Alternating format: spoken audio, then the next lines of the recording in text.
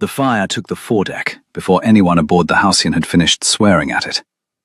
One moment, Captain Tristan Rourke had been standing at the wheel with the wind off the French coast in his teeth, and the next, a French sloop, 2 cables to leeward, had decided to remind him whose water this was, and a single warning charge from her bow had clipped his powder keg amidships, and the powder keg had answered in the only language powder understood.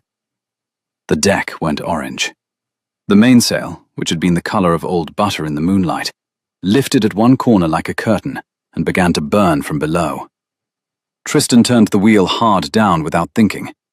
He turned it because turning was what a man did at a wheel, and because to do anything else was to stand and watch his ship eat itself. And he was not the standing sort. The wind caught the heeling deck, and a barrel of tar broke its lashings somewhere astern and rolled into the flames. And the flames considered the barrel and accepted the offering.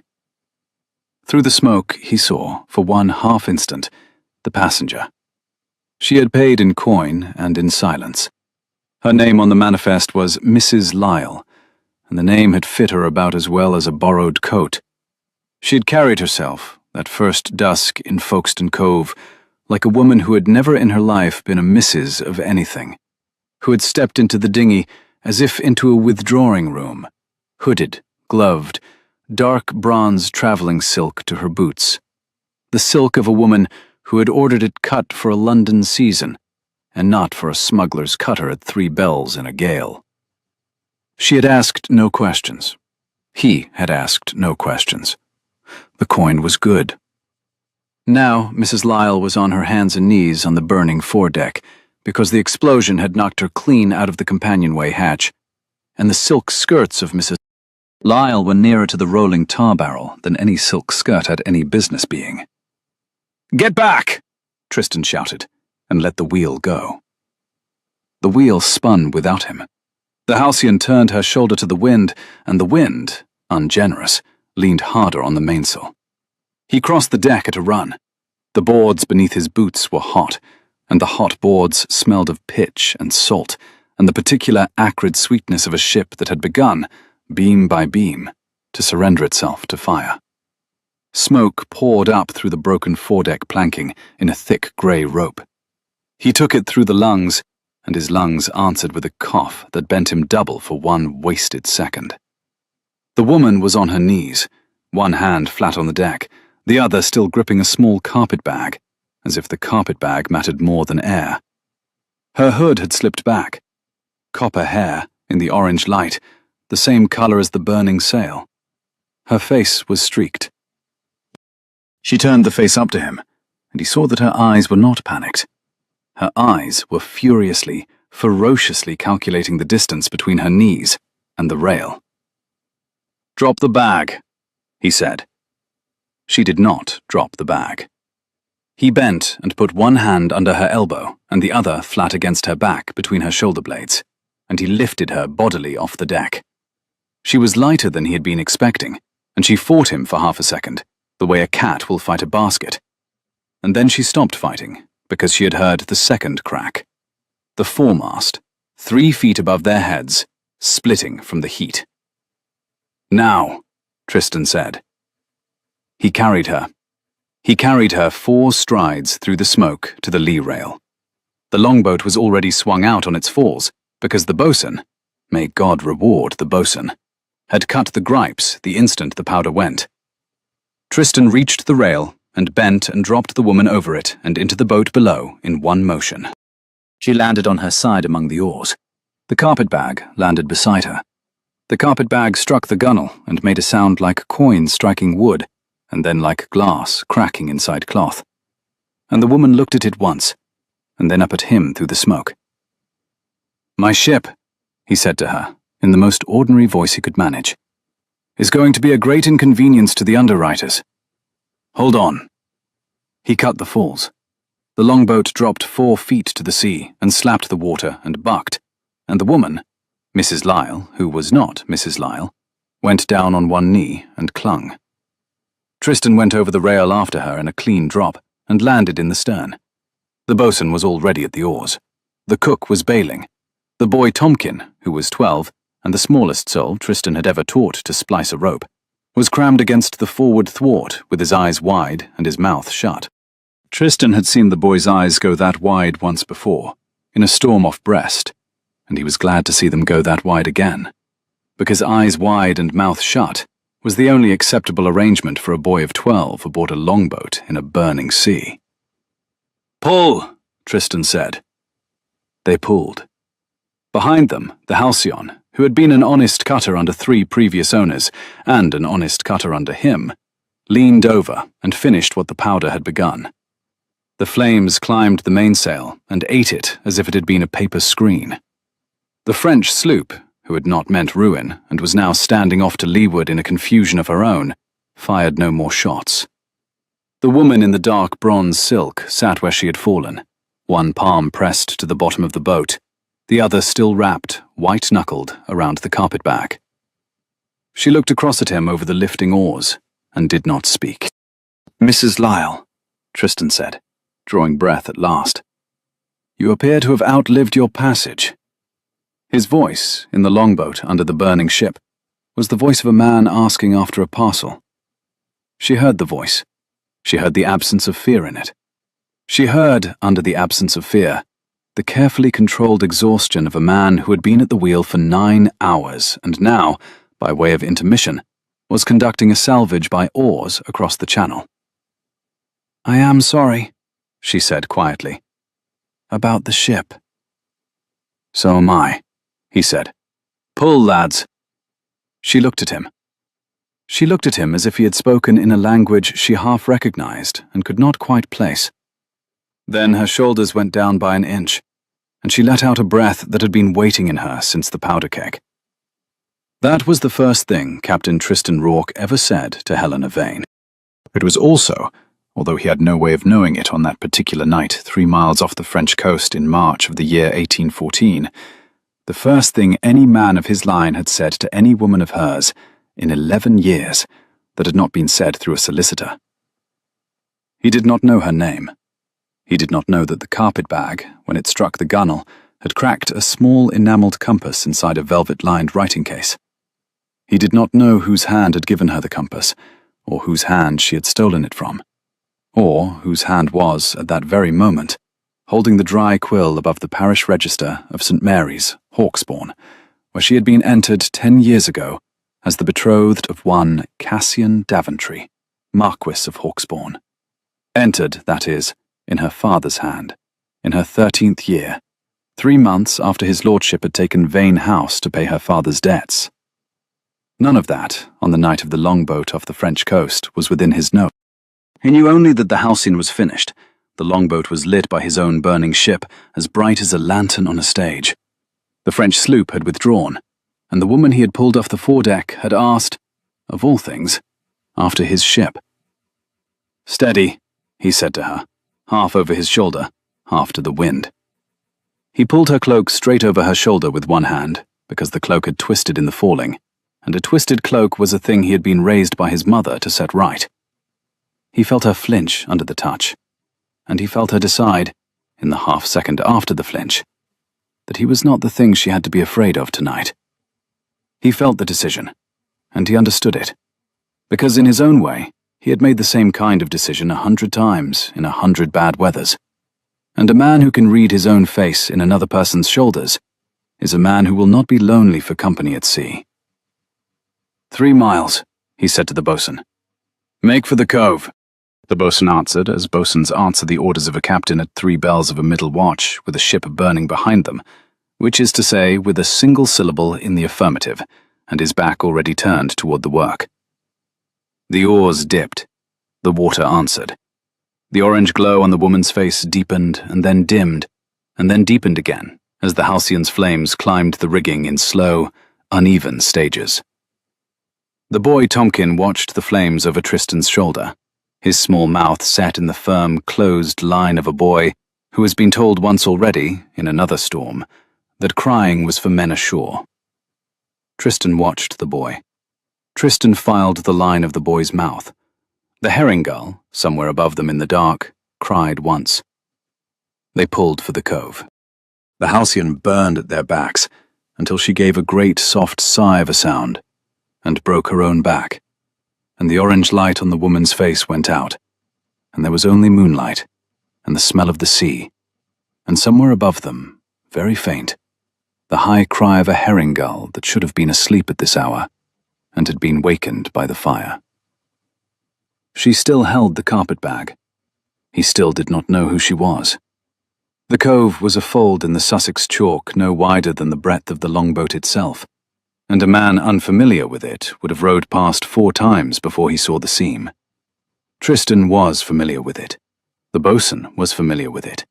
The cook had taken his ale in the village above it for 19 years. They beached at slack tide on shingle that ground under the keel like a man chewing nuts. The boy Tompkin jumped over first, with the painter in his teeth, and made it fast to a ring of black iron driven into the rock by some patient great-uncle of his own back in the last century. Tristan handed the woman out of the boat. He handed her out because handing women out of boats was one of the 4 or 5 things his mother had taught him before she was gone, and because the woman was, in that moment, plainly unable to climb out unhanded. The dark bronze silk was wet to the knee with seawater, and her right slipper had gone. She placed her bare stockinged foot on the shingle and did not so much as glance at it. She glanced instead at the carpet-bag, which the boatswain had brought ashore behind her, and then she looked up the path that led from the cove into the chalk. "Where are we?" she asked. "In England," Tristan said. The single word was the only word she would have refused that morning of any word in the language, and it was the only word she could decently refuse to receive. She closed her eyes. For 1 whole second, she stood with her eyes closed and her stockinged foot on the shingle and the wet silk against her shins, and Tristan watched her absorb the simple fact that the country she had paid him good money to leave was the country she was standing in. He watched her decide what to do with the information. She opened her eyes. "That," she said, "was not the agreement." "No," Tristan said. "It was not. It also was not, as agreements go, foreseeable. The Halcyon is on the bottom, and the French sloop will report fire on the water before sunrise, and there is not, at this hour, another bottom on this stretch of coast that will take a passenger to France." He paused. "If you have an objection, lodge it with the underwriters." She looked at him. She looked at him as if she were measuring him against some other man, some man who was elsewhere, and then she looked away from him and down at her gloved hand, where the leather of one fingertip had split, and she pressed the split together with her thumb as if pressing a wound shut. "Very well," she said. She was welcome, Tristan said, although she had not thanked him. She begged his pardon. He clarified, for pulling her off the foredeck. She turned her face to him. She held the wet silk of her sleeve in her gloved fingers, as if checking whether it was still her sleeve. She took a long, careful breath of the cold shingle air. The breath was the first whole breath she had taken since the powder keg. She turned her face to him fully. Then, for the first time in good light, the light of the boatswain's lantern, lifted by the cook on a pole. And Tristan saw her properly for the first time. And Tristan understood, in the way one understands the shape of a ship before one has named her, that the woman in front of him was not the wife of a wine merchant, nor the relict of an officer of the line, nor any other plausible Mrs. Lyle. She was 26 years old at the outside. Her face was the kind of face that artists made bad copies of, narrow at the chin, wide at the cheekbone, the mouth set in a line that was not quite anger and not quite weariness, but the precise middle place between the two. Her eyes were grey. Her hair, where the hood fell back, was the colour of copper just out of the smith's water bath, dark, redder than red, and damp. She was beautiful. He noted it the way one notes weather. He was 27 years old. He had been at sea since he was 15. He had hauled ladies' maids and merchants' daughters, and once a French actress out of 3 different boats in his career, and he had a working understanding of what beauty did to the inside of a man's chest. He noted the beauty and set it aside, because the woman had asked, only a moment ago, where she was. "Thank you," Helena said. for pulling me off the foredeck. It was a busy minute. You have, she said, a strange way of receiving thanks. I have, Tristan said, a strange way of receiving most things. And then, because she was still standing in the shingle with her wet skirt and her ruined glove and her one stockinged foot, he added, There is a fisherman's loft 3/4 of a mile up that path. The fisherman is in my employ, and his wife will see to a kettle. After the kettle we shall, if you are willing, have a conversation about who you are. And if I am not willing? Then we shall have the conversation anyway, Tristan said, and you shall be sour about it. For one instant, he had not been certain he would see it. The corner of her mouth lifted. It lifted only on one side, and only by the width of a sixpence, and it was gone before he had finished registering it. But he had seen it. He had seen her mouth move because of something he had said. He filed the fact away, in the small, careful drawer of his mind, where he kept the things he had earned that day. Lead on, Captain, she said. Rourke. Lead on, Captain Rourke. He took the carpet bag from her himself, against her wishes, because her wishes on the subject of the carpet bag were plain and very nearly comical. And he had decided already, in the first moment of carrying her across the burning deck, that he would not negotiate small surrenders out of a woman who had been carried bodily through smoke against her will. She would surrender what she chose, when she chose. The carpet bag was not on the list. They climbed the path. The chalk underfoot was soft in places from the rain of the week before, and firm in others where the sea wind had dried it, and the path zigged once and zagged twice between two banks of gorse that had begun, in the late March of the south coast, to open the first of their yellow flowers. The gorse smelled, faintly, of coconut and pepper, which was a smell Tristan had been raised on at the back of his father's gardens, and had been encountering in narrow strips up cliff paths between Folkestone and Devon for the better part of 20 years. The boatswain followed with the lantern. The boy Tomkin followed with his hands in his pockets, and his eyes on the lady's back, and a face of such open 12-year-old wonder that Tristan made a mental note to tell him in the morning, but staring was an offence under his command. The cook brought up the rear. At the head of the path was a low gate of weathered oak. Beyond the gate, a cottage. Beyond the cottage, fields. Above the fields, in the east, the first thin paleness of a sky that was thinking about morning. Helena stopped at the gate. She put her gloved hand on the top rail. She looked, for a long moment, east, at the paleness, and beyond the paleness, at England. England, she said softly, to no one in particular. England, Tristan agreed. I had thought, she said in the same soft voice, to see Calais by sunrise. You shall, Tristan said. See Calais by sunrise some other sunrise. Come inside. She came inside. Mrs. Penny of the loft was a woman of 61 years and 7 grandchildren, and a particular gift for not asking questions. She put the kettle on. She put a flannel into a basin of hot water.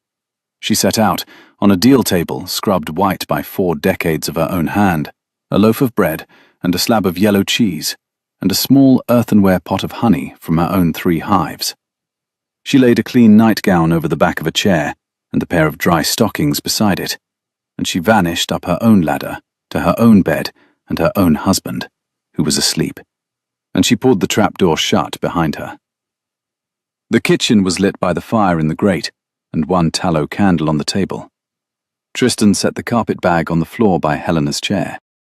He set himself, with a deliberation he hoped she would notice, 3 feet farther away than was companionable. He poured tea. He pushed bread across the table. He took off his sea-coat and hung it on the peg, and stood in his shirt and waistcoat by the fire, and waited. You are not, Helena said, going to ask? I am going to ask, Tristan said. In a minute, after the tea. Why after the tea? Because, he said, you cannot bully the truth out of a person who is cold. A cold person will agree to anything to be let alone. A warmer person will, on occasion, choose to be honest. It is a small distinction, and entirely a question of charity. She looked into her cup. "I am Helena Vane," she said. The name passed through him without striking any particular thing. He repeated it in his own head. Vane, Vane, the Vey. And then it struck. He felt it strike against the inside of his ribs, like a thrown stone striking a hull. And for a moment, he could not be certain whether what he felt was recognition, or only the imprint of a name shaped in his ear, like another name. "Vane," he said. "Vane of Hampshire." "Yes." "The Viscount?" "Yes." "You are," he said very evenly, "the Viscount Vane's daughter." "I am the Viscount Vane's only living daughter," Helena said.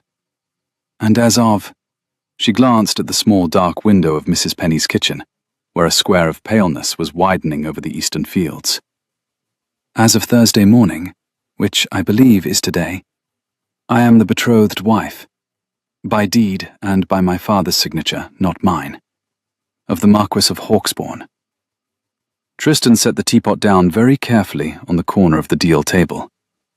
"Lord Daventry," he said. She confirmed it. He named the man in full, Cassian Daventry, as if testing the consonants against the inside of his teeth. "Cassian Daventry," she repeated, and looked at him, and her face was as composed as it had been on the shingle. If the name was known to him, Captain Rourke, she would be glad of the information. The name was known to him. The name was very particularly known to him. The name had, 11 years ago, sat in his father's library in a stack of papers an inch thick. Bills of cost, deeds of transfer, the careful, patient written withdrawal of one estate from the Rourke family by the elegant hand of one Marquis of Hawksbourne, Cassian Daventry's father, the late Marquis. And below the papers, a folded note in the same hand that read, "Inform Mr. Rourke that his application for a further extension cannot be entertained." His father had read the note, and his father had set the note down on the desk, and his father, who was a temperate man and not a young one, had walked out of the library and into the orchard, and had stood under an apple tree in the wet, and had not come back inside that night, and had not been the same man after. That was 11 years ago. Cassian Daventry's father had been laid in his vault 4 years after taking the orchard. Cassian Daventry had been 23 at the time, and Tristan had heard, since, that the son was colder than the father, and more thorough. Tristan did not say any of this. He poured himself a cup of tea he did not want. He set the cup down. "The name," he said, "is known to me." "Ah." He observed that she was fleeing him. She corrected the observation in her own quiet voice, without the smallest impatience. She was fleeing the contract he held over her father's signature. The Marquis himself she had met 4 times in 10 years, and on none of those occasions had the meeting altered her opinion of the contract. The contract had been signed when she was 13. She was 26. She had, she said, with a small, precise hardness, spent a number of years arranging her objection. And the arrangement, Tristan said, was a passage to Calais on the cutter Halcyon, under the name Mrs. Lyle, which I would be obliged to know was not in the agreement. It was not. My ship is at the bottom of the channel, Lady Helena. Yes. Your husband-to-be, Tristan said, is the son of the man who took my family's estate to settle a debt that, in my late father's opinion at least, was inflated. I do not, as a rule, do business with persons who do business with the House of Hawksbourne. I would not, had I known your name on the manifest, have taken your coin. You will think this very small of me. It is, perhaps, very small of me. It is, however, the truth. She listened to this, with her hands flat on the table. "Captain Rourke," she said, when he had finished, "are you telling me that I have, by an accident of weather and gunfire, paid my passage to be rescued from the foredeck of my enemy's enemy, "I am telling you," Tristan said, "that I am no friend to the man you are running from. Which is, by the strange charity of circumstance, the most convenient news you have had this week." The corner of her mouth moved again. "It is," she said. "At that." He looked at her across the deal table. The candle was burning down on its iron stick. The bread was uneaten. The cheese was uncut. The honey was unopened. Outside, the sky over the fields had begun to emit, very faintly, the color of a peach. He thought, looking at her, that she was the most awake woman he had ever met at 5 o'clock in the morning, and the most contained. He thought, looking at her, that she had not yet permitted herself the luxury of being frightened. "Eat the bread," he said. "I beg your pardon?" "Eat the bread. There is a long day in front of you and a longer night, and Mrs. Penny will be insulted in the morning if her bread is on the table at breakfast." Helena Vane looked at the bread. She picked up the loaf and tore a piece off the end with her hands, and she ate it slowly, holding the piece in both palms like a thing she was not certain was hers. And Tristan Rourke, 27 years of age, master of a sunken cutter and inheritor of nothing in particular, watched her eat, and felt the small, careful drawer of his mind open of its own accord. And he placed inside it the second thing he had earned of her that night, which was that she had taken the bread when he had asked her to. She was the most dangerous passenger he had ever pulled out of a fire. He poured her another cup of tea. The candle on the deal table guttered once and steadied. Outside, a fox crossed the lane in the half-light, very particular about where she set her paws. The fields above the cottage went on their slow business of admitting morning by the inch. In the room above the kitchen, in the small hour before dawn, Helena slept by stages. 15 minutes at a stretch, then waking, then 10 minutes, then waking. Each time she came back into herself, she catalogued the room by sound. The small, settling tick of the deal beams as the cottage warmed under its slate roof. The soft churring of a chaffinch on the eaves. The faint whicker of the chestnut mare in the stable below. The breath of the woman she had until last night believed herself to be growing softer in her chest by quarter-hour increments, as that woman dissolved. She had been Mrs. Lyle for 11 days. She had been the Marquis of Hawksbourne's contracted bride for 11 years. She had been Helena Vane for 26. The catalogue, by the time the eastern square of paleness in the window had become a square of pale gold, came out 3-1 in favour of Helena Vane. She got up. She found her stockings drying on the back of the chair. She drew them on. She drew on the borrowed black wool dress Mrs. Penny had laid out, and the borrowed cap and the borrowed shawl, and she came downstairs. And she was, by any reasonable definition of the word, herself again.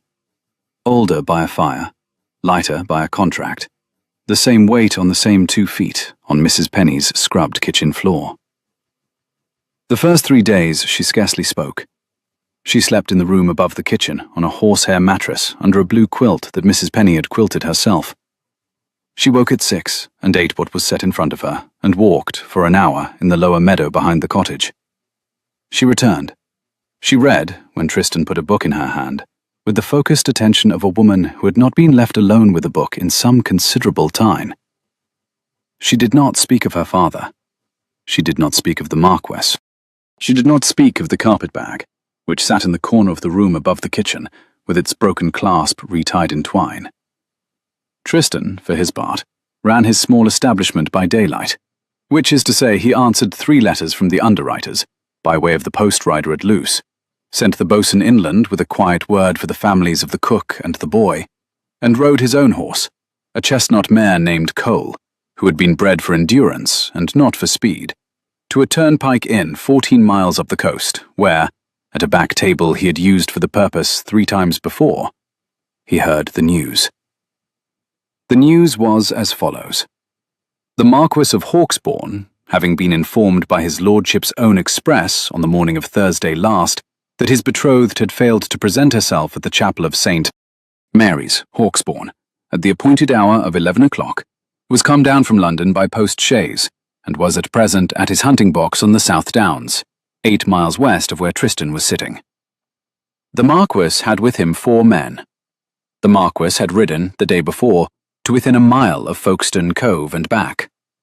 The Marquis was, by the report of an ostler who had taken his lordship's mare, in a cold and unrelenting temper. The Marquis had let it be known, in the careful, periphrastic manner of men who know they cannot offer a public reward without admitting a private absconding, that an item of his property had been mislaid in the vicinity, and that the gentleman who restored it should not find his lordship ungenerous. Tristan paid for his ale and rode back along the coast road in the dusk, and did not push the mare. He found Helena in the lower meadow. She was standing by the stile that gave on to the lane, in a black wool cloak Mrs. Penny had pressed on her in lieu of her ruined silk, and her copper hair was bound up plainly under a cap, and she had the carpet-bag at her feet. And Tristan understood without dismounting that she had been waiting for him to come back, so that she might tell him she was going. He dismounted. He led the mare to the gate.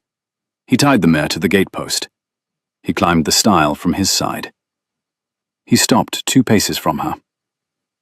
"He is at the hunting box," he said. "I had supposed he would be." "He has 4 men." "I had supposed that also."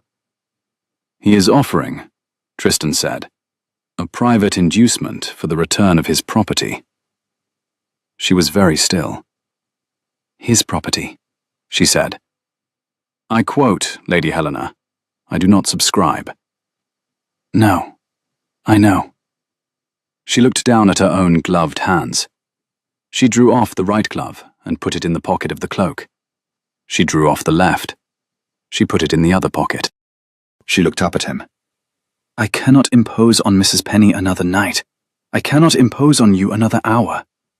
I have a cousin in Bath who will, if she chooses to remember the connection, conceal me until—" "You have no cousin in Bath."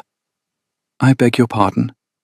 "You have," Tristan said, "a great-aunt by marriage, dowager, with a house off Royal Crescent. Her name is Lady Pendarves. She has not received your father's family at her house in 9 years, and she would, were you to present yourself in your own travelling silk at her door at this present moment, send you back to Hawksbourne in her own carriage with a note of apology pinned to your bodice. I make it my business to know who lives where. The boatswain is from Bath." She looked at him for a long moment. "That is true," she said, "about Lady Pendarves." "I know it is." "Then I have," Helena said slowly, "no cousin in Bath." "None whatever." She picked up the carpet-bag. She set it down. She closed her eyes. "What," she said, "do you propose, Captain Rourke?" "I propose," Tristan said, "that we eat Mrs. Penny's supper. I propose that we sit by Mrs. Penny's fire. I propose that you do me the courtesy of telling me, while we sit, what your enemy will do on the day after tomorrow, and the day after that, and the day after that.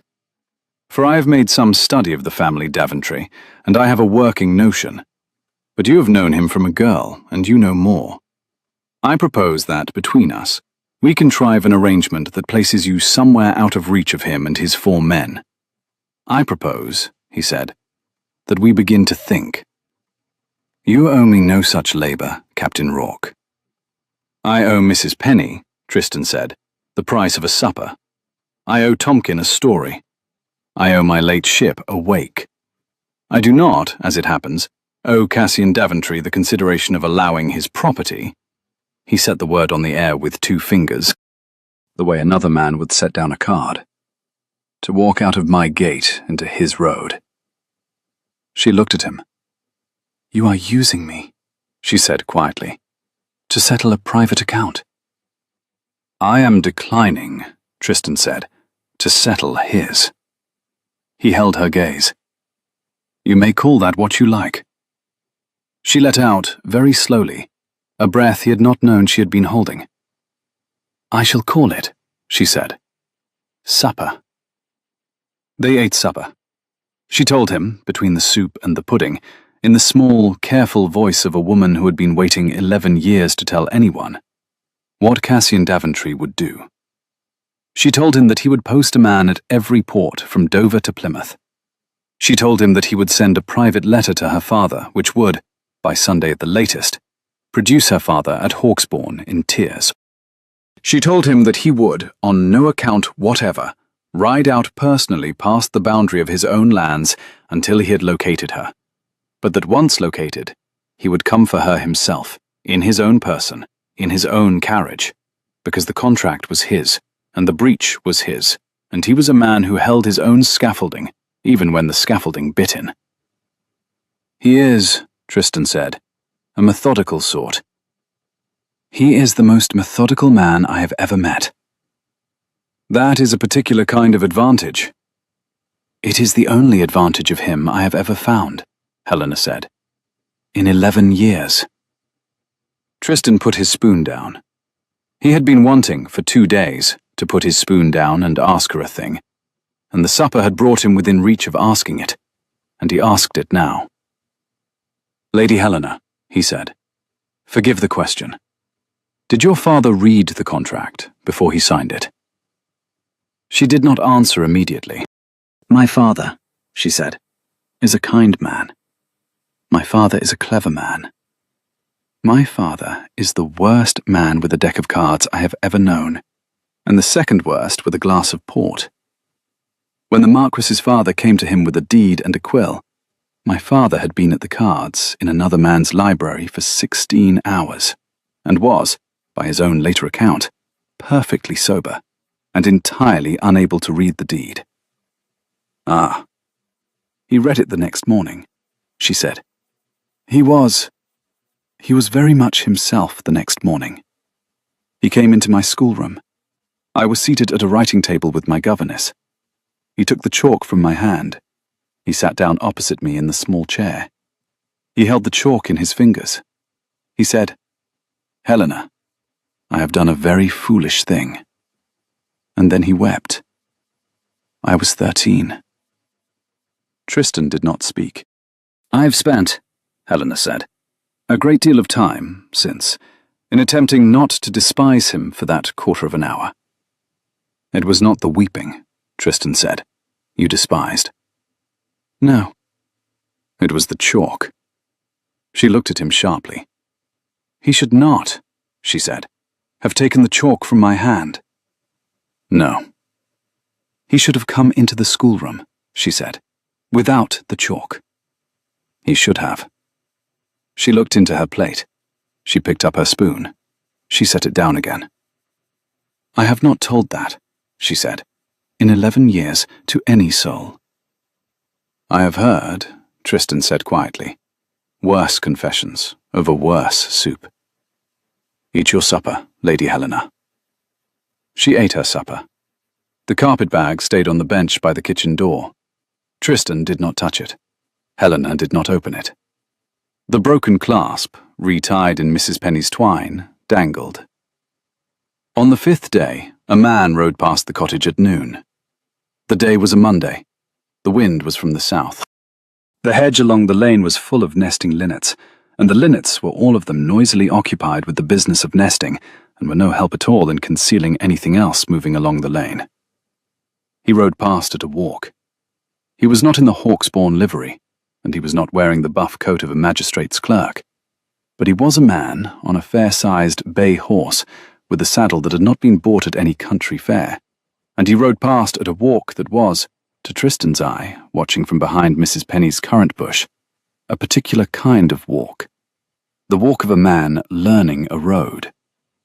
Tristan watched him out of sight. He went into the kitchen. He took down the small powder flask from the chimney-piece, which was Mrs. Penny's husband's, and had been used for 40 years to scatter ash on a slug, and he set it back. He took down, instead, an old chart of the coast and a stub of pencil. He spread the chart on the deal table. Helena, who had been mending the hem of the borrowed cloak, set the cloak aside and came to the table. She asked what he was. "A scout," Tristan said. The word fell on Mrs. Penny's deal table, in the kitchen of Mrs. Penny's cottage. the way a stone falls into the still water of a pond. Once, and then in widening circles. She asked whether the scout had been the Marquis's. His lordship's, he answered, or some other man who found the same things interesting. The road was a road. The horseman might have been merely a man on a horse. He should, however, he said, be obliged if she would not walk in the lower meadow that day. She agreed. Lady Helena. Yes? We have, Tristan said. Perhaps 2 days more in this cottage. Perhaps 3. If the man on the bay horse was a scout, and he learned this lane today, his lordship will have men on it the day after tomorrow at the latest. I think we should consider where you are to be on Thursday. Where do you propose I be? He put his thumb on the chart. Here, he said. She bent over the table. Her copper hair was very near his shoulder. He smelled, faintly, the soap of Mrs. Penny's washing stand on her skin, and underneath the soap, a thinner, darker note he could not at once identify, and then realized was the salt of the channel that had taken 3 days to leave her hair. Lime, she read aloud. Lime, he confirmed. The next port west, where he had a friend with a bottom that floats. The friend, he said, was a Mrs. Charters who kept the chandlery on the cob and had been a widow these 8 years, and ran a small business in moving inconvenient persons very quietly between Lyme and Guernsey. She owed him a favour from a matter at sea he should not trouble Helena with. She would, if he asked her, take Helena off the cob in a Guernsey lugger before Saturday. Guernsey, Helena repeated. Guernsey, he said, was in the Crown's gift, not in the Marquis's. Guernsey was a place from which one might proceed, at one's own pace and under one's own choice of name, to Saint-Malo, to Granville, to wherever, in fact, one wished to proceed. Guernsey would not extradite a contract dispute. Guernsey would not extradite any number of things. Helena straightened. And in the meantime, she said, I am... what? To ride 140 miles to Lyme through the South Downs in a black cloak with a copper-haired head in it, while the Marquis's scouts learn each road in turn. You are to ride 140 miles to Lyme through the Weald and the New Forest in a black cloak with a copper-haired head dyed 2 shades darker by Mrs. Penny's walnut stain, in a country gig driven by a man who is, by reasonable inspection, not the Marquis of Hawksbourne, and not a member of his lordship's household. With, Tristan added, a brace of pistols in the rumble in case of inconvenience. By a man, Helena said. By me. She set her hand on the edge of the table. You will drive me to Lyme. I will drive you to Lyme. That is, she said, 4 days on the road. 5 in a country gig. Captain Rourke. Lady Helena. You will be 5 days in a gig with a woman who is not your wife. He looked at her. She was 26 years old, 26, the same age as the youngest of the Penny grandchildren's mothers, and she was speaking with the formal precision of a girl of 14 reciting a catechism. He understood, all at once, that she had not been asked to consider the matter from this particular angle in any of the 11 years preceding, because in 11 years the matter of her reputation had been managed entirely by other people, and chiefly by her father's signature, and the consideration of her reputation as a thing that she herself might wish to preserve or to spend was a new and not entirely welcome consideration. Lady Helena, he said, I am a sea captain. I am not an officer of the line. I am not a baronet. I am not a man whose company, in a country gig over 5 days, would improve your reputation in the drawing-rooms of Mayfair.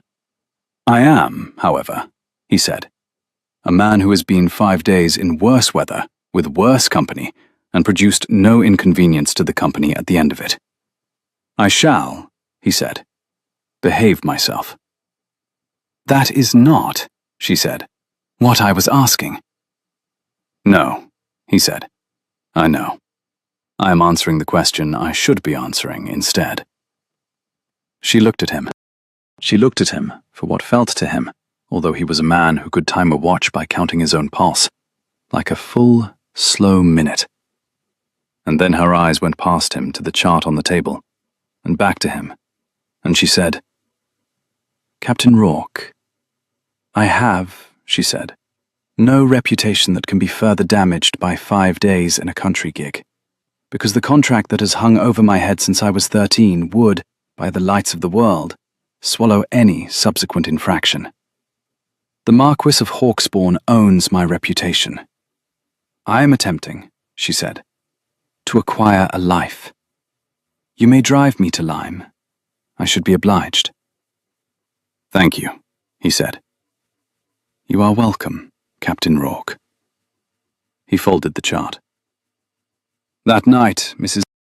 Penny dyed Helena Vane's copper hair 2 shades darker with walnut and chamomile in a basin in the kitchen, and Helena sat on a stool in her stockinged feet with a towel about her shoulders and let the woman work the dye through with patient brown fingers.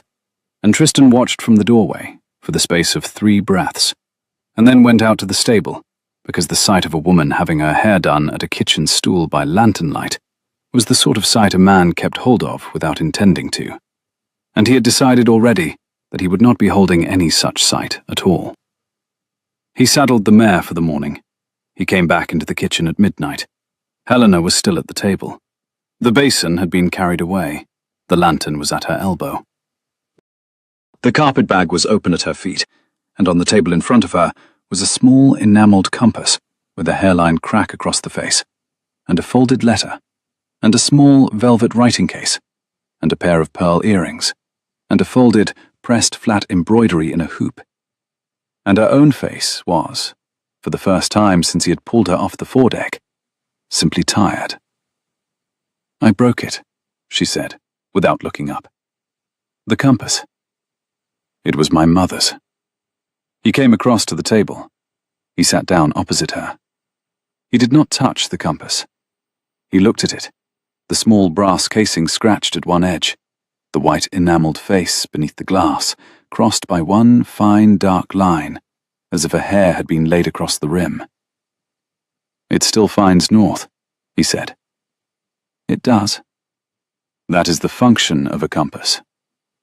"It is, Captain Rourke, the function of a compass." "Then I shall," he said, "decline to call it broken." She lifted her face. Her cheeks were a little pink from the walnut steam. Her hair, where the lantern caught it, was darker by 2 shades, bronze now, where it had been copper. Her grey eyes were unreadable to him in that light. "Captain Rourke," she said. "Yes." "You are a strange man." "I have," Tristan said, "been so informed by several persons of my acquaintance." The corner of her mouth lifted again, that same half-inch he had earned out of her in the longboat, and this time he allowed himself to watch it. "My mother," she said, "carried this compass from Lisbon when she was a girl. Her father was a wine merchant. She married very far above her station, which was the great pride of his life, and the slow undoing of hers. I've carried it since I was 9. When I left Hawksbourne House on Wednesday night, I took 3 things from my own room: the compass, the writing case, the earrings, and I left, in the bottom of my wardrobe, every gown his lordship has had made for me in 10 years. That is good housekeeping. It is what I had. He spoke her name with the small, careful attention a sailor spends on the trim of his foresail. She raised her head. He told her, in the steadiest voice he could manage, that what she had was enough. She looked at him. She closed the carpet bag. In the morning, they set off for Lyme. The country gig was a small 2-wheeled trap Mrs. Penny's brother-in-law had kept for the carrying of pigs to market, repainted in modest dark green by Tristan that same morning, with a brush borrowed from the stable. Tristan wore the brown coat of an undistinguished gentleman of business, a horse-coper, an estate agent, a small living parson on his way to a visit, and Helena wore the black wool of a respectable widow on a journey of mild necessity, with her newly walnut-darkened hair under a plain straw bonnet, and a small portmanteau on the floor of the trap, containing the carpet-bag's contents repacked. The carpet-bag itself was burnt the night before in Mrs. Penny's grate, because a Hawkspawn man with an eye for monogrammed leather would have known the carpetbag by sight. They drove out of the lane at 6 in the morning. By 8, they were on the chalk above Alfriston. By 10, they were skirting Lewis. By noon, they had stopped at a hedgerow for bread and cheese, and Tristan was on his second slice of cheese, and Helena was watching him eat with what he took, with some surprise, to be entertainment. "What?" he said. "You eat," she said, "as if cheese were going out of fashion." "Cheese," Tristan said, "has been going out of fashion at sea for 16 years. I have a great deal to make up. Do you ride?" "I have ridden since I was 4. Why do you ask?" "Because in the unlikely event that the gig comes to an inconvenient halt in the next 2 hours, we shall be obliged, you and I, to mount the mare double, and I should be obliged to know that you can hold a horse at a canter and not fall off." "I shall," Helena said, "not fall off." "Good." "Is that," she said, "a likely contingency?" "In the next 2 hours? No. Tomorrow? Possibly. Thursday? Likely." "Thursday." "Thursday," Tristan said, "is the day his lordship is reasonably expected to have a man at Wickham." "You have planned," Helena said, "for Thursday." "I have planned for Tuesday through Saturday inclusive. Sunday I have not yet planned. We shall consider Sunday on Saturday evening. Eat your cheese, Lady Helena." She ate her cheese. The gig made 48 miles in the first day. The second day it made 51. And the third afternoon, a man on a grey horse rode past them on the New Forest Road, and the man on the grey horse turned in his saddle to look at them as he passed. And Tristan, who had been telling Helena a story about a cook he had once shipped on a Bordeaux run, did not break the story, or alter his tone, or do anything in particular except shift the reins from his right hand to his left, so that his right hand was free. And the man on the grey horse, having considered the gig, and considered the brown-coated man, and considered the dark-haired widow, evidently decided he was looking for someone else, and rode on. When the grey horse was a quarter of a mile away, Tristan finished the story. "Was he?" Helena asked when he had finished. "He was. He decided we were not." "Why?" "Because your hair," Tristan said, "is 2 shades darker than the description he has from the Marquis, and because the brown coat is sufficiently undistinguished, and because the gig is the kind of gig in which the Marquis of Hawkspawn would on no account whatever be caught, alive or otherwise. He is looking for a black travelling carriage and a copper-haired woman in dark bronze silk." "I see." "And because," Tristan said, "you are eating an apple. The Marquis's betrothed, by his lordship's account, does not eat apples in a country gig. She rides in a closed carriage and weeps." "I do not weep." "You do not, Lady Helena, weep at all. I have," he added, "remarks it." She turned her face to him. "And you," she said, "find that remarkable?"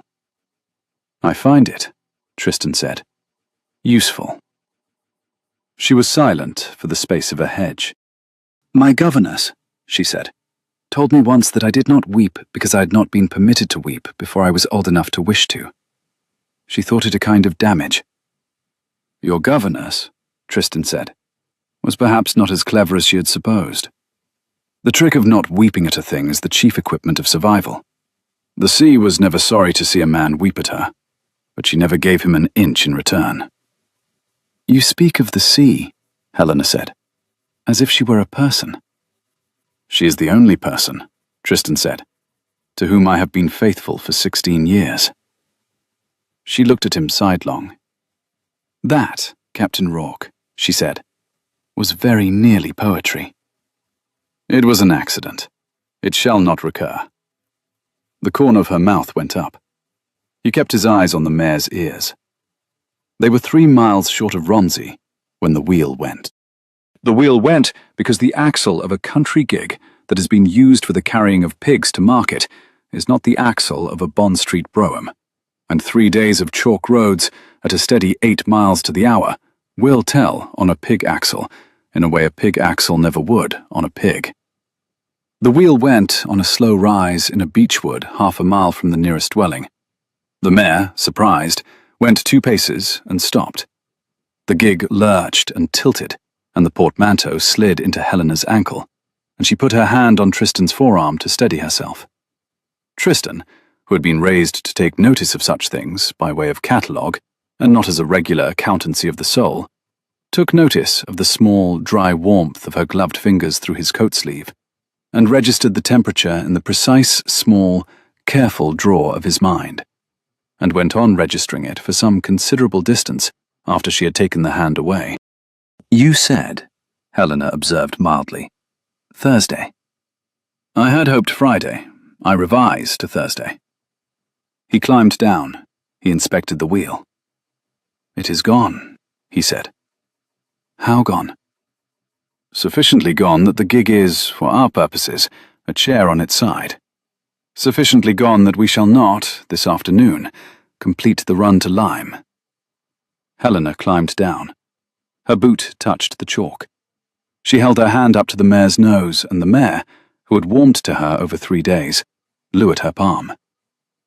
"Then we mount the mare double," she said. "Yes." "How far?"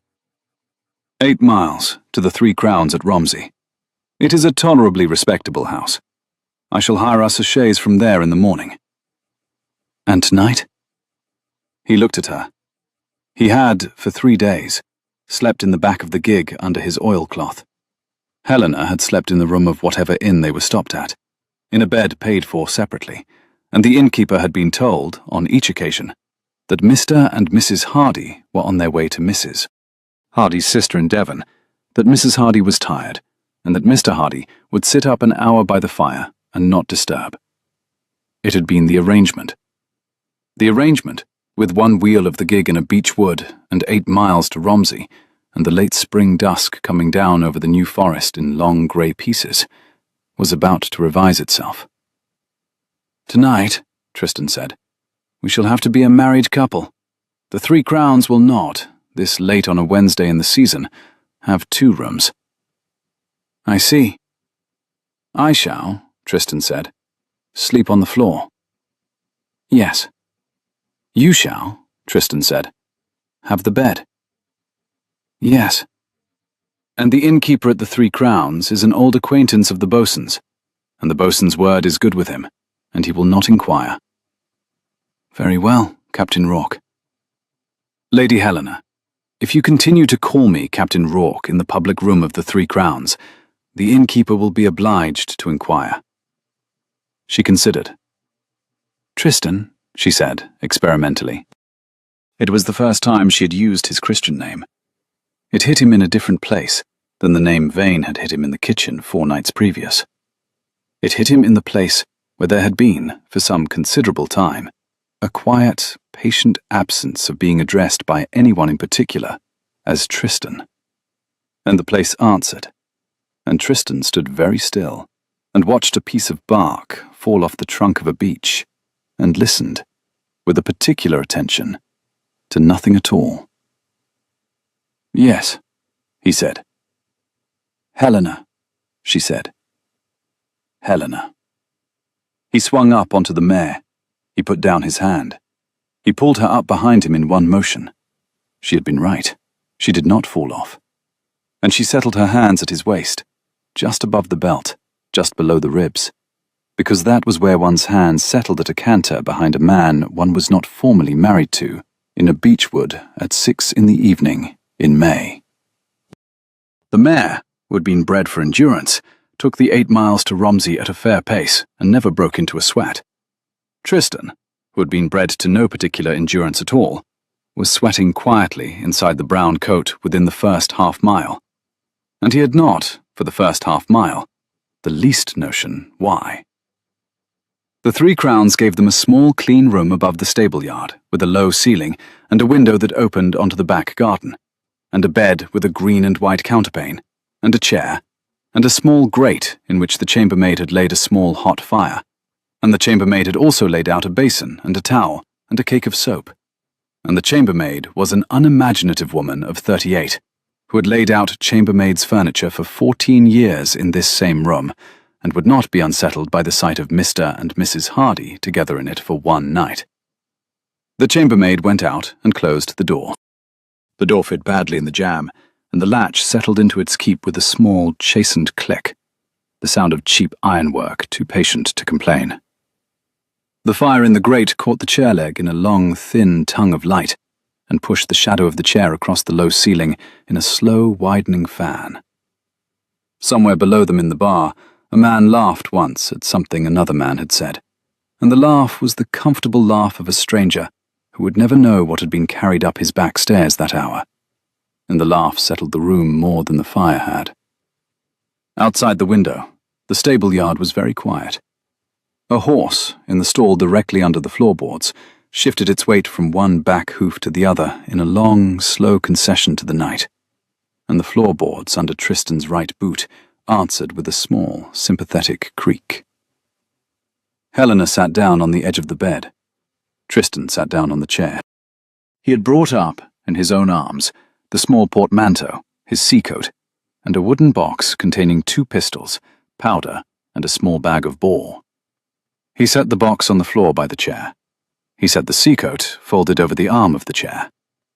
He looked at the green and white counterpane, and at the woman sitting on the edge of it.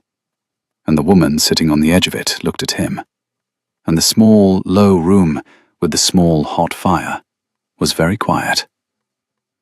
"You may have the bed," he said again. She thanked him quietly. He repeated that he should sleep on the floor. She said yes. "Do not," he said, "feel obliged to entertain me, Helena. I have spent worse nights on worse floors, and I am, as a rule, asleep within the minute." She said she was not, in any way she had been able to identify, feeling obliged to entertain him. "Then I shall," he said, "endeavor to be unentertaining." She told him, with the smallest possible adjustment of her mouth, that he was tolerably bad at it. He looked up. She had taken off her bonnet. She was sitting in her dark walnut hair and the borrowed black wool, and her face in the firelight was the face he had seen in the longboat, the face of a woman who had decided, in the half-second after a stranger had put his hand on her, that the stranger was not the thing she had to be afraid of. He felt the small, careful drawer of his mind open of its own accord again, and he set down inside it the third thing he had earned of her, which was that she had called him by his Christian name in a beechwood. He shut the drawer.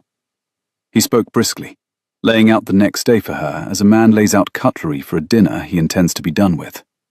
They should reach Lyme by sundown. Mrs. Charters would, if he was not mistaken, have the lugger lying at the Cobb with the crew assembled by Friday morning. She should be in Guernsey by Friday evening. She should be somewhere in the Channel Islands by Saturday. She should, at some point in the next month, be a free agent. She said yes to each of these. He observed, with great evenness of tone, that at the point of her becoming a free agent, she might proceed with the acquisition of her life. She agreed. It was, he said, the plan. It was, she said, the plan. He looked at her. "Sleep, Helena," he said. She bade him sleep, and used his Christian name a second time, very softly, in the small, low room above the stable yard of the 3 Crowns at Romsey. She lay down on the bed in her dress, with the counterpane drawn up over her. He sat in the chair with the pistol box at his feet and the sea-coat over his knees, and he stayed awake an hour, because that was the most he could decently do for her. And then he stretched out on the floor by the grate, with the sea-coat for a pillow, and he slept the sleep of a man who has been 3 days on chalk roads in a country gig, with a woman he had pulled out of a fire. And he kept his eyes fixed on the grate, until the grate itself began to swim. In the morning the chaise was hired, the mare was tied behind it, the portmanteau was loaded, and they drove out of the 3 Crowns yard at 7:30, with a fresh pair of horses, and a sky the colour of dove-grey worsted. The road through the New Forest was an old road, and it had not, in many places, been mended since the war began. The chaise lurched at the dips, and stilled itself again on the flats, Tristan held the reins low at his thigh and let the off-horse choose its line. Helena sat at his elbow under the same dark cloak she had worn for 9 days and watched the country go past her shoulder.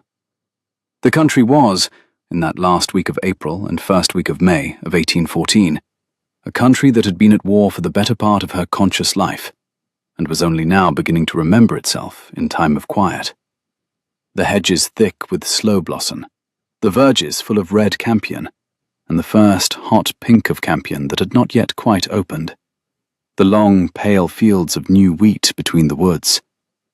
The smell of the lanes was the smell of hawthorn, and under the hawthorn, the smell of last year's leaves rotting in the ditch, and under that, the cold, mineral smell of the chalk under everything. She had ridden through this country once before, in a closed carriage, at the age of 22, beside her father, on the way to a house in Hampshire that had since been sold to settle a different debt. She had seen, that day, none of it. The closed carriage had taught her, over 11 years, to see the country only as a thing one was being carried through. The open chaise, with Tristan's brown sleeve at her elbow and the chestnut mare's tail flick visible above the splashboard, was teaching her, by the half hour, the opposite lesson. She did not say any of this. She filed it. She had been, for 11 years, the kind of woman who filed things. The new habit she was learning, by the half hour, on the road to Lyne, was the habit of taking the filed things out again at her own choice. By dusk, they were at the top of the hill above Lyne. The town fell away beneath them in tiles and chimneys, and the long pale curve of the Cobb, running out into a sea that was, in the May twilight, the colour of pewter under a high, cloudless lid. The lugger was at the Cobb. Tristan saw her from the top of the hill. A small, dark-hulled Guernsey boat with a tan mainsail furled, and a deck the length of a small drawing-room. And he felt, looking at her, the particular kind of pang a man feels when he sees a vessel he has not yet boarded that will, within the day, carry off something he has come to think of as a thing he had been keeping. He shut the pang in the small, careful drawer. He drove down into the town. Mrs. Charters of the Cobb Chandlery was a woman of 43 years and one good eye, who had buried 2 husbands and refused a third, and who kept her business in a narrow stone-fronted house on Bridge Street, and her opinions in a smaller compass than her business. She received Tristan in her back parlour, looked at Helena with one shrewd, assessing pass of the good eye, listened to the matter in 7 sentences, and put down her tea. "Friday morning at the Slack," she said. 5 o'clock. The lugger will be at the second bollard from the end. Captain Lebrun has the helm. Captain Lebrun will not require your name, ma'am. Captain Lebrun has not, in 11 years, required any lady's name. You may carry whatever you carry.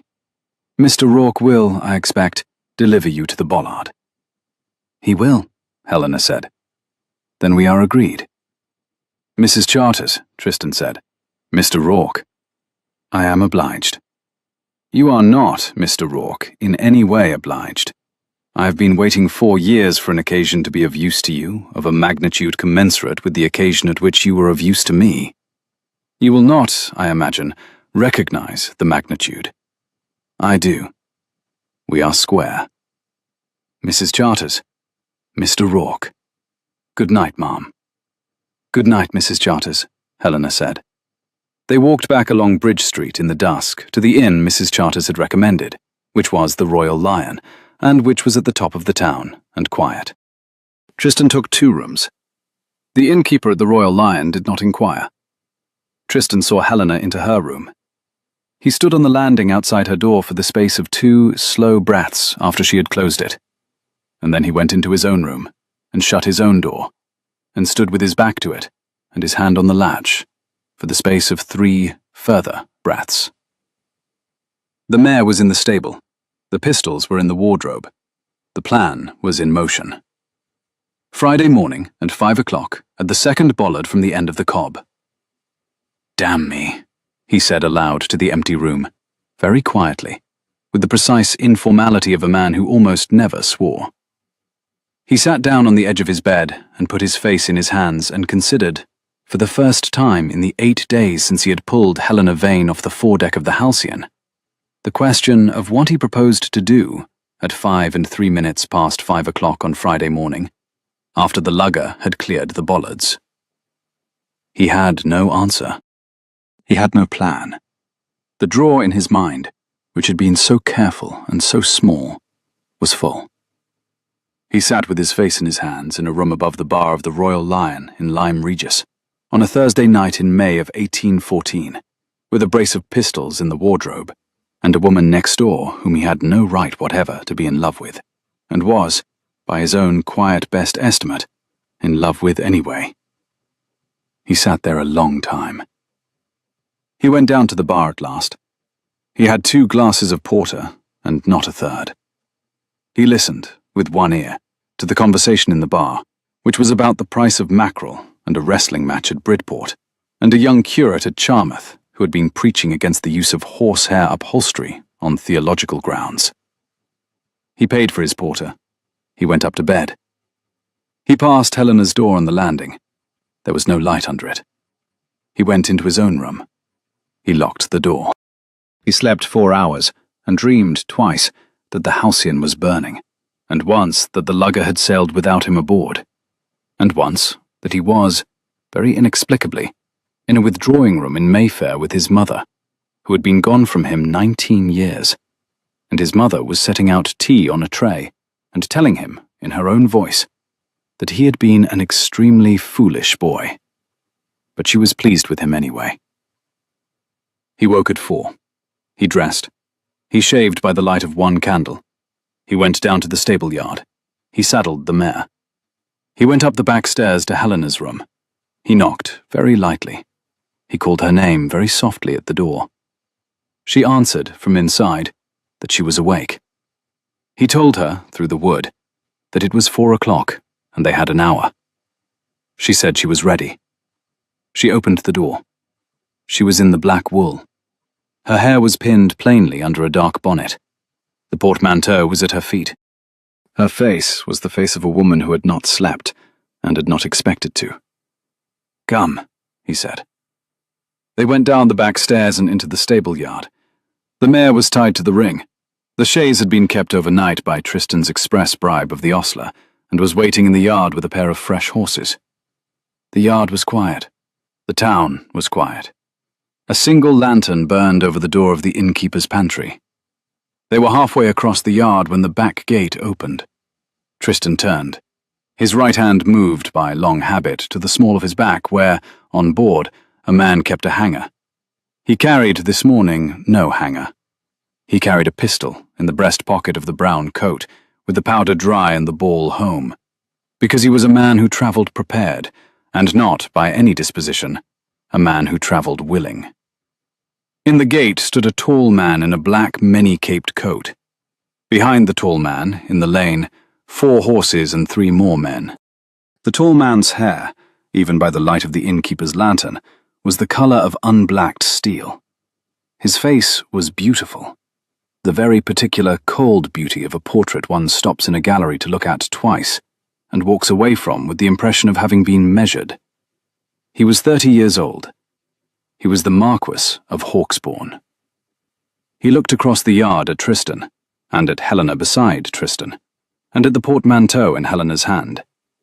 He looked for the space of 1 slow breath. He took off his hat. "Lady Helena," he said. His voice was very low. It had the careful, periphrastic precision of a man who had never in his life raised it to be heard. "My lord," Helena said. She put down the portmanteau. She did not step back. She did not step forward. She stood, very straight, in the middle of the Royal Lion's stable yard, and she set her left hand at her side, and her right hand, gloved, in the pocket of the black wool cloak. The Marquis of Hawksbourne stepped into the yard. The 4 men in the lane did not follow him. They stayed in the lane. One of them, in the foreground, set his hand on the reins of the Marquis's bay. The bay shifted and was steady. "You will be obliged, my lord," Tristan said quietly, "to take 1 further step before I shall feel obliged to inconvenience you." The Marquis's eyes moved to him. "Mr. Rourke," the Marquis said. Captain Rourke, if you please, my lord. Captain Rourke. I had been informed that the cutter Halcyon was at the bottom of the channel. She is. Then the courtesy of the title is, I confess, opaque to me. But I shall extend it. Captain Rourke. A cutter captain put ashore without his cutter is a man whose movements one may, with a little patience, predict. The chandleries of the south coast are not, in their number, infinite. The chandlery of one Mrs. Charters of Lyme is, by reputation, the chandlery a man in your particular present circumstances would call upon. I called upon Mrs. Charters' near neighbour yesterday at dusk, and was, at modest expense, informed that a brown-coated gentleman and a dark-haired lady had crossed Bridge Street toward the Royal Lion an hour previous. I am here on a small private matter that does not, I assure you, concern your person. I shall be obliged to escort Lady Helena to my carriage. The carriage is in the High Street. The journey will be brief. There will be no scene. My lord. Yes, Captain Rourke. There will be a scene. The Marquis of Hawksbourne tilted his head a quarter of an inch to the side. It was the only motion any part of him made. I confess myself surprised, he said. I imagine you are. Captain Rourke, you are, by your father's misfortunes and your uncle's prudence, no man of property. Lady Helena is contracted to me by deed and by signature. The deed is sound. The signature is her father's. You will pardon my plainness. You have no standing whatever in this yard. None whatever, my lord, Tristan said. I have, however, a brace of pistols, 4 good lungs, and a quarrel that begins about an hour after my father took to your father's apple tree in the year 3. I shall be content to settle the quarrel here. I shall also be content, he said, to settle it before a magistrate. You shall choose, my lord.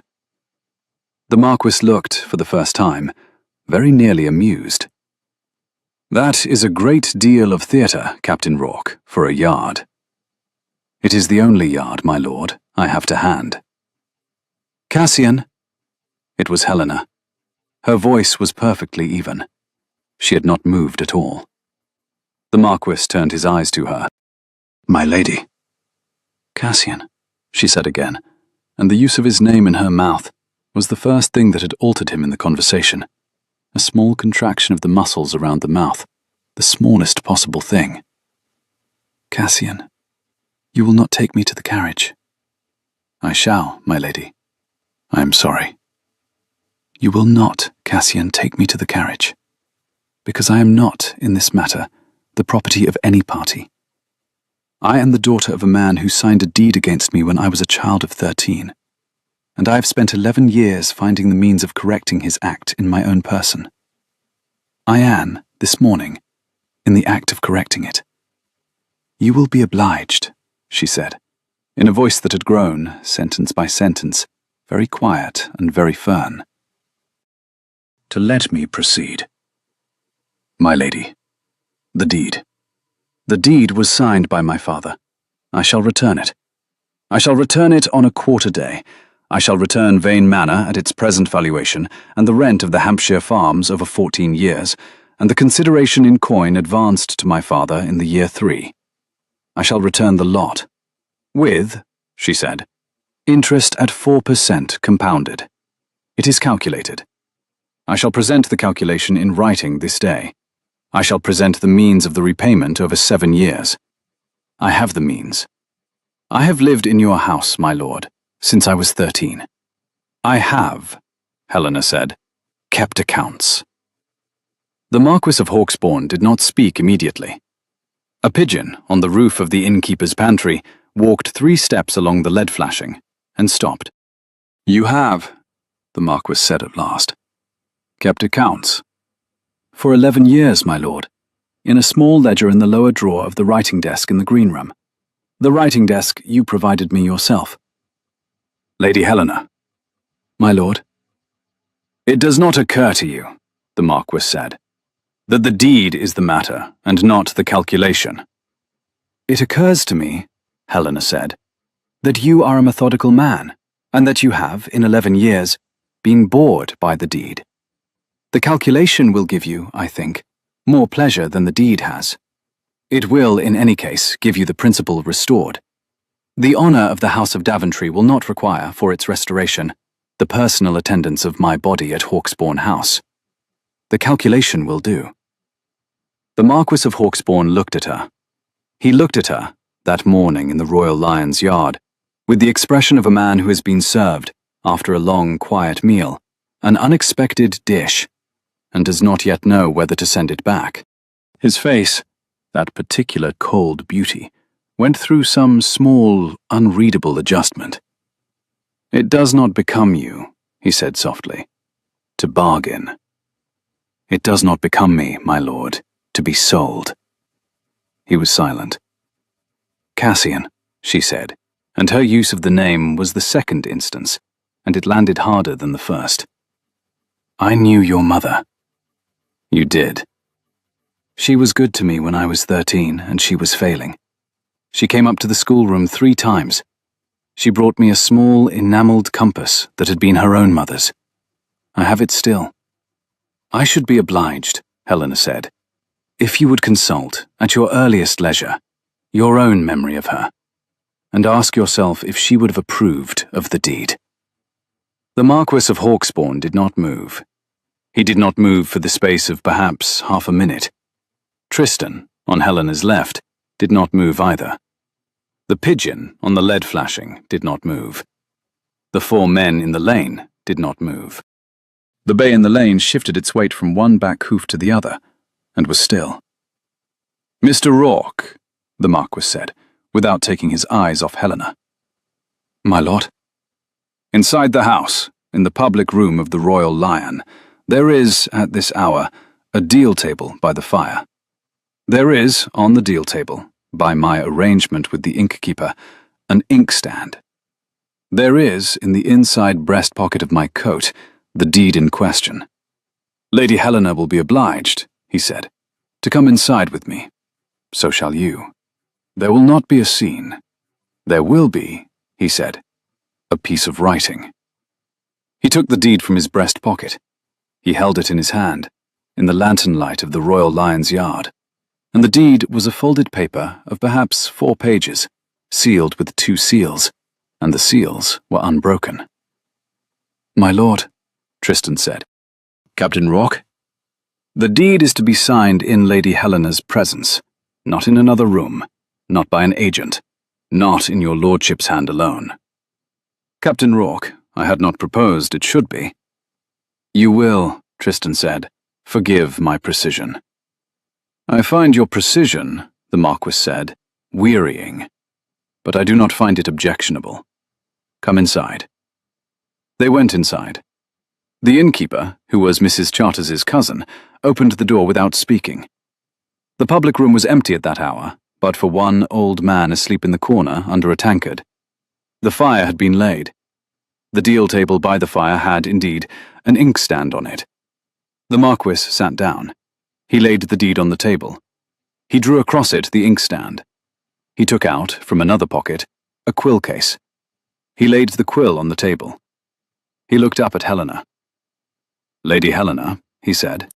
"My lord." "You will, before I sign, oblige me by stating, in this room, in the presence of Captain Rourke and the innkeeper, that you are in this matter under no duress from any party." "I am under no duress," Helena said, "from any party. I act of my own intention." "And the calculation," the Marquis said, "you will provide by Michaelmas." "By Michaelmas." "In your own hand?" "In my own hand." "And the first instalment by Lady Day?" "By Lady Day." He dipped the quill. He wrote, on the deed, in a small, precise hand at the foot of the 4th page. Helena bent her head and read the line as he wrote it. The line, in the careful Daventry script, read, "I, Cassian Daventry, 5th Marquis of Hawksbourne, in lieu of the personal performance of the contract above, and against the considerations set out by Lady Helena Vane in my presence this day, do hereby withdraw and discharge the said Lady Helena from all claim, present or future, of my person or my house. He signed his name beneath it. He pressed his signet ring into the wax beside it. He set down the quill. He looked at Helena, across the deal table by the fire of the Royal Lion in Lyme Regis, at 23 minutes past 4 on a Friday morning in May of 1814. I had loved you, in some measure, he said, in the same very low voice. I did not know how to put it down. My lord, Helena said, I am putting it down. I am Cassian. I am sorry. You are not Lady Helena to be sorry. I am to be sorry. He looked at the deed, the way a man looks at a piece of his own work he has not, in the moment of finishing it, fully understood.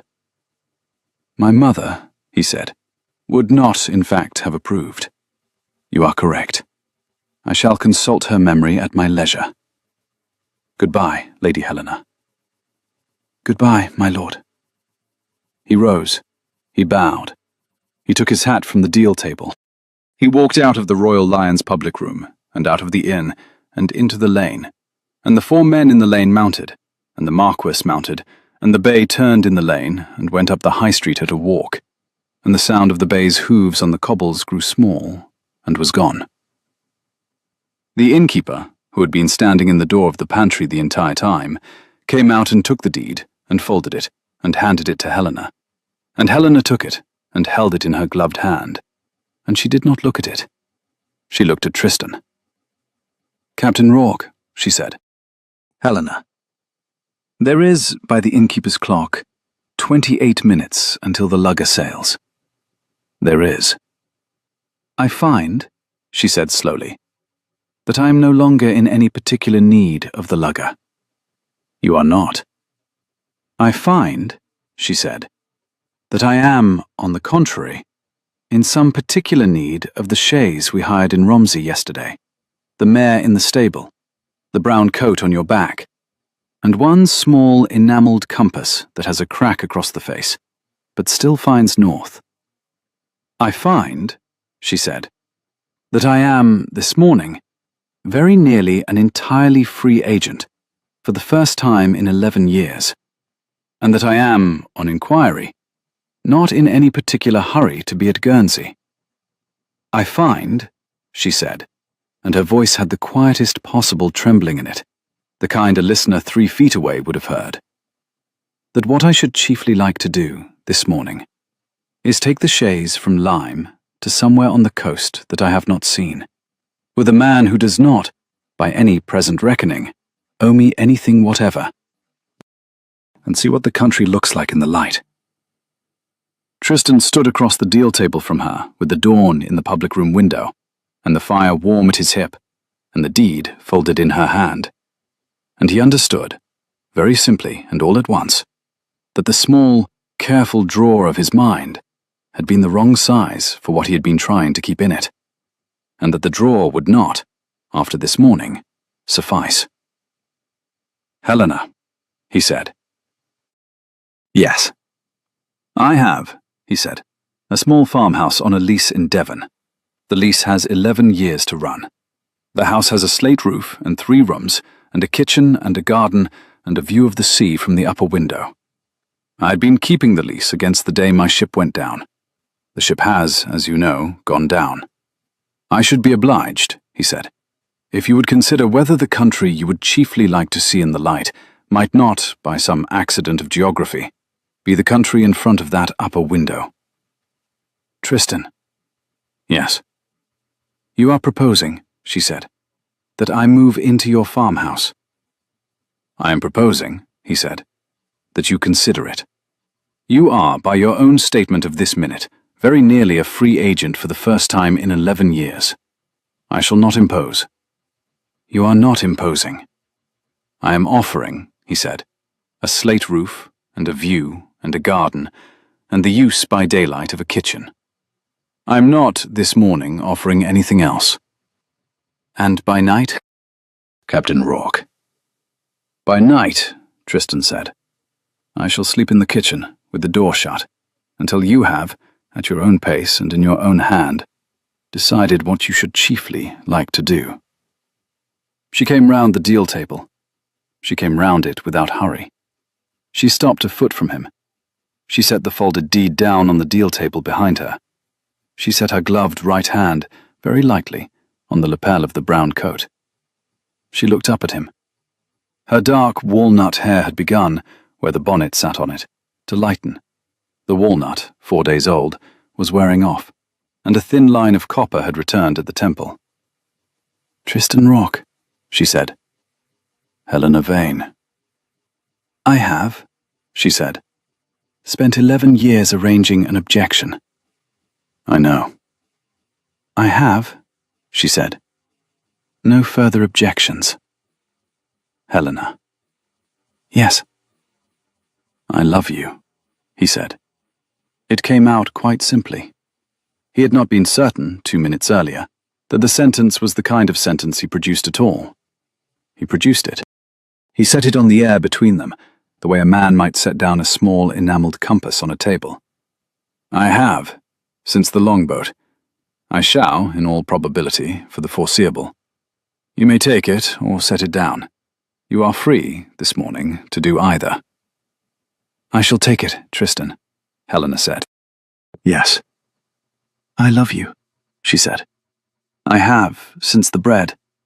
I think it began about the time you said cheese had been going out of fashion at sea for 16 years. I think it confirmed itself when you would not call my compass broken. I think it set itself permanently somewhere on the New Forest Road, when, on being touched on the sleeve, you took notice of the touch, in no way other than to be very still about it for a quarter of a mile. I shall take, she said, your slate roof, and your garden, and your view, and your kitchen by day, and your bed when I shall be ready, and your name when I shall be readier still. I shall not, in any case, be at Guernsey on Friday morning. No. No. He kissed her. He kissed her in the public room of the Royal Lion at 26 minutes past 4 on a Friday morning in May, with the innkeeper at the pantry door very respectfully not looking, and the old man asleep in the corner under the tankard, and the dawn, the colour of a peach over the slate roofs of lime. He kissed her once. He kissed her twice. He set his forehead against her forehead. He held the back of her dark walnut head in his right hand, and he felt the line of copper at her temple under his thumb, and he thought, briefly, of his mother in the dream, setting out tea on a tray. "The chaise," he said. "Yes." "Lyme is east of Devon." "It is." "We shall make it by sundown." "We shall." He picked up the deed off the deal table behind her. He folded it again. He put it inside the inside breast pocket of the brown coat. He took her gloved hand. He walked her out of the public room of the Royal Lion. He paid the innkeeper. He nodded to Mrs. Charters's cousin. He helped Helena up into the chaise. He tied the mare behind. He took the reins. He turned the chaise out of the yard and into the high street and east along the coast road, and the sun, when it came up at 5:15, came up at their backs and put their shadow in front of them on the chalk for half a mile. They did not speak much on the road east out of Lyme. Tristan held the reins. Helena watched the country. Once they passed a low stone bridge over a brook in which a small grey heron was standing in 3 inches of water, with its head cocked at an angle that suggested it had been there for half the morning and intended to remain another half. Helena set her hand for a half instant on Tristan's forearm in passing, the way she had set it the day the wheel went. He did not turn his head, but the small, precise drawer of his mind, by now considerably overflowed, accepted the touch and held it. Once a south wind came up and brought, off the sea on their right, the smell of salt and weed and tar, and the particular other smell of a particular kind of small port that had begun, after the burning of the halcyon, to be the smell that meant the halcyon was gone. He felt the smell go through him without pain. He folded the smell away. The mare's hooves on the chalk made a sound he had been hearing for 16 days, and would, by his own quiet best estimate, be hearing for the rest of his life. They came into the small village of Branscombe at 6. The inn there had a yard, and the yard had a horse trough, and the trough had a slow stone tap above it that ran continuously into a bed of watercress at the foot. They watered the mare.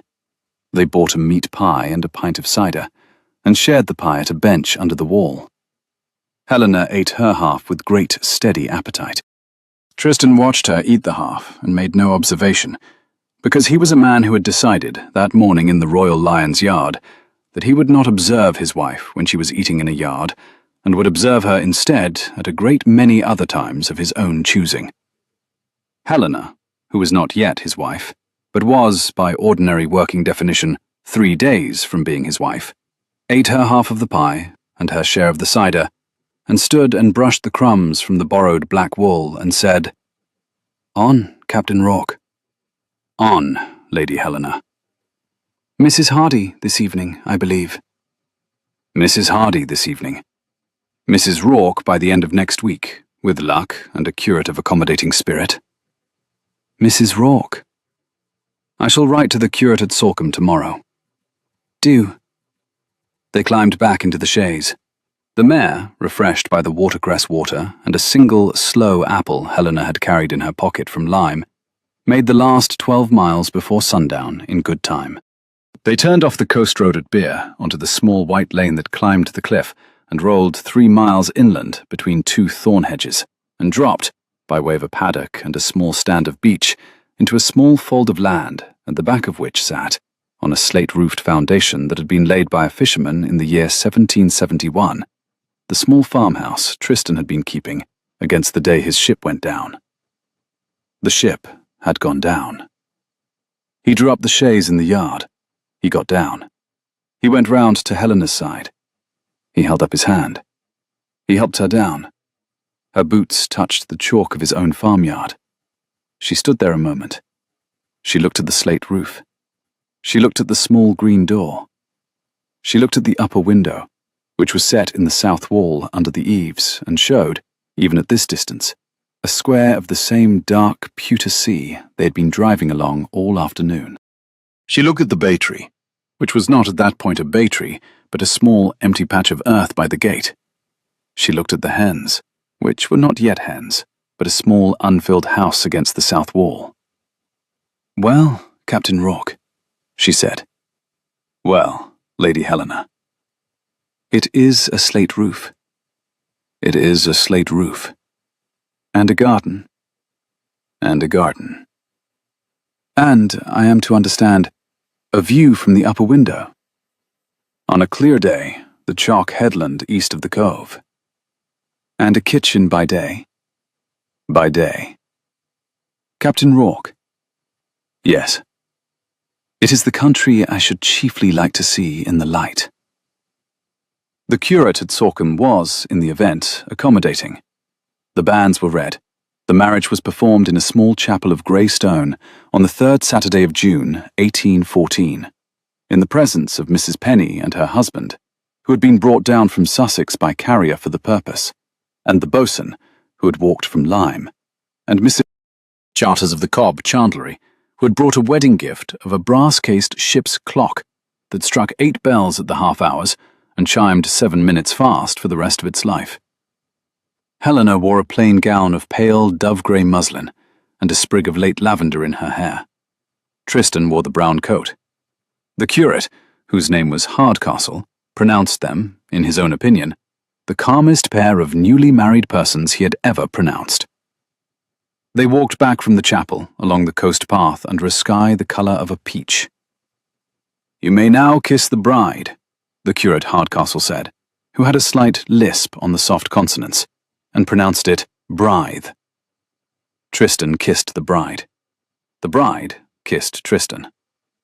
Mrs. Penny wept twice, and Mrs. Charters wept once, very dryly, into a handkerchief she had brought for the purpose. By August, they had been married 7 weeks. By the August of the following year, 14 months on from the morning at the Royal Lion, they had been married a year and 3 months, and there were, in the small farmhouse with the slate roof, 4 hens, 2 rows of beans, a thicket of late peas, a small bay tree by the gate, a small enamelled compass on the kitchen windowsill, and a small daughter named Margaret Eleanor Rourke, who was 11 weeks old and slept, on this particular Tuesday morning in August, in a basket on a folded shawl on the warm flagstones of the back garden. The woman who had been pulled off the burning deck of the cutter Halcyon at 3 bells of the middle watch on a Wednesday night in March of 1814 was, this Tuesday morning in August of 1815, sitting on a flat, sun-warm stone in a faded blue gown, mending the hem of a child's shift she had cut from an old apron. The shift was the size of a small kitchen cat. The child it had been cut for was, at this exact instant, asleep on a folded shawl in a basket 2 feet from the woman's left ankle, with one fist closed in the air above her own head, and her face turned to the wall of the cottage that had been warmed by the morning sun. The woman was Helena Rourke, born Vane. The cottage was on a lease that had 10 years and 4 months still to run. The slate roof was sound. The view of the sea from the upper window included, on a clear day, the long pale line of a chalk headland to the east, and on this morning the day was clear. The garden contained 4 hens, 2 rows of beans, a thicket of late peas, a small bay tree planted at the gate by Helena's own hand the May after they had taken possession, and a small folded enamelled compass in its velvet writing case, set on the kitchen windowsill of the cottage, where Helena could see at any time she chose to lift her head. She lifted her head. The compass was where she had left it. Tristan Rourke was at the bottom of the garden, in a brown linen shirt and an old pair of duck trousers, mending the gate. He had been mending the gate for 37 minutes. He had been mending it, by his own admission, badly. He set down the hammer and stepped back and looked at the gate, and put one hand on the back of his neck. And Helena watched him over the top of the small shift and the small basket, and she thought, as she had thought every morning for 14 months, that the country she had chiefly wanted to see in the light was, in fact, in front of her, and was largely composed of a slate roof, 4 hens, a bad gate, and a man at the bottom of a garden who had pulled her, on a March night in 1814, off a burning deck. "Tristan," she called. "Helena." "The gate." "I am aware of the gate." "It is not, by any reasonable lights, a gate." "It is a gate," he said, "in progress." "It has been," she said, "in progress for 37 minutes." "I am unfamiliar," Tristan said, with great dignity, "with the species. I have spent 16 years, he said, putting iron rings into rock for the mooring of small craft. The gate is, by comparison, an unfamiliar species. I shall come up. I shall consult my wife. I shall, he said, begin again. He came up the garden. He stopped by the flat stone. He looked at the small shift in his wife's hands. He looked at the small basket. He bent and put one finger, very lightly, against the small closed fist in the air above the small head, and the small fist opened and closed again, of its own accord, on the finger. "She has," Helena said quietly, "your reach." "She has," Tristan said, "her mother's good sense to grip when she is offered." He straightened. He stood with his hand on the back of his neck. He looked east, along the coast, at the long, pale chalk headland, a clear 3 miles away. "Helena." "Yes?" "There was, this morning, a letter from Bath." "Lady Pendarves?" "Lady Pendarves. She writes that she has been, by the agency of common acquaintances, informed of our daughter. She writes that she would be glad to be presented. She writes that she would, in fact, be glad to be presented before Christmas. She writes," Tristan said, "in her own hand." "Then you shall reply, Tristan, in your own hand." "I shall reply." "And we shall go, in October, by chaise." "By chaise." He picked up the hammer from the grass at his foot. "And the deed of withdrawal," he said, "is still in the writing desk in the parlour." "With the calculation?" with the calculation. And the first installment. Paid at Lady Day. Tristan, you know it was.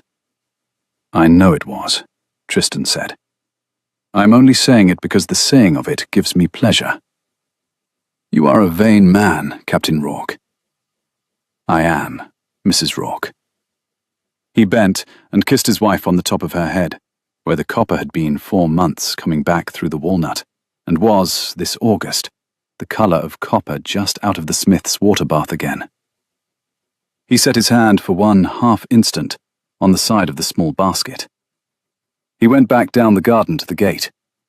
Helena watched him go. She watched him stop at the gate. She watched him look at the gate. She watched him pick up the hammer in his right hand and the gate stile in his left, and consider the gate again from this new angle, and lay the gate stile against the post, and tap very tentatively at the gate stile with the hammer. And she watched the gate stile slide 1/4 of an inch out of true under the tap, and Tristan close his eyes for a moment of patient theological consideration, and reach for the gate stile again. The hen in the lavender by the gatepost stepped on a clod of earth, and was unsurprised. The sea, beyond the garden wall, came up and ran down again on the shingle of the small cove below the cottage, the way it had come up and run down on a particular shingle 8 miles west, on a particular March night, on which a particular cutter named the Halcyon had given a great soft sigh of a sound, and broken her own back, and let her orange light go out across a particular woman's face. Helena lifted the small shift to the morning sun, and held it at arm's length to look at the line of the hem. The hem was, by her own honest reckoning, only a small degree better than the gate. She went on stitching. In the basket at her ankle, the small daughter she and Tristan had named Margaret, after his mother, and Eleanor, after hers, slept on with 1 small fist still in the air above her head, and the small fist opened of its own accord, and closed again on a particular nothing the small daughter had not yet learned that she was holding. Tristan, Helena said when the small fist had closed. Helena, come and see. He came up the garden again. He looked into the basket. He looked at his wife on the stone. He sat down on the grass at her feet, hammer beside him, brown linen shirt rolled to the elbow, and he leaned his shoulder against her knee, and he said, I am here. You are here, Helena said. The compass, on the kitchen windowsill, found north of its own accord, the way it had been finding north for 91 years. The hen in the lavender pecked once at the clod and walked on. Helena, Tristan said. Yes? The gate.